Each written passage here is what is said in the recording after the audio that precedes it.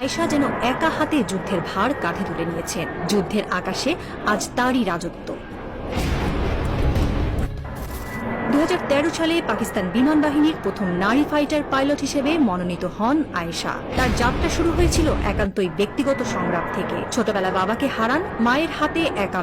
তার আত্মবিশ্বাস, অধ্যাবসায় এবং চূড়ান্ত শৃঙ্খলার মাধ্যমে নিজেকে এবং পুরুষতান্ত্রিকতার বিরুদ্ধে তার গল্প এখানেই শেষ নয়।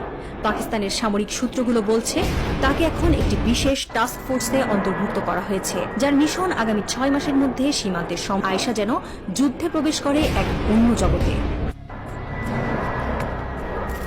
পাকিস্তানের রাওয়ালপিন্ডিতে অবস্থিত এয়ারবেস থেকে উড্ডয়নের আগে আয়েশা দীর্ঘ সময় কাটান একান্তে। তার রুটিনে থাকে শ্বাস প্রশ্বাস নিয়ন্ত্রণের চর্চা, বিমান প্রযুক্তির ডায়াগ্রাম স্টাডি এবং স্যাটেলাইট তথ্য পর্যালোচনা। এমনকি যুদ্ধ শুরুর ঘণ্টাখানেক আগে সে নীরবে নিজের মা ও বোনের ছবি একবার দেখে নেন, তারপর ট্যাক্সি রানে উঠে পড়ে। যুদ্ধের দিন ভোরবেলা 4:17 আয়েশা তার প্রথম মিশনে উড়াল দেন। তার নিশানা ছিল ভারতীয় বিমান বাহিনীর ফ্ল্যাঙ্কার এক্সড্রনের রাফাল ইউনিট। গন্তব্য চিহ্নিত করার পর মাত্র 27 সেকেন্ডে আক্রমণ, 8.7 সেকেন্ডে ধ্বংস এবং 4 সেকেন্ডে নিখোঁজ। এটাই ছিল আয়েশার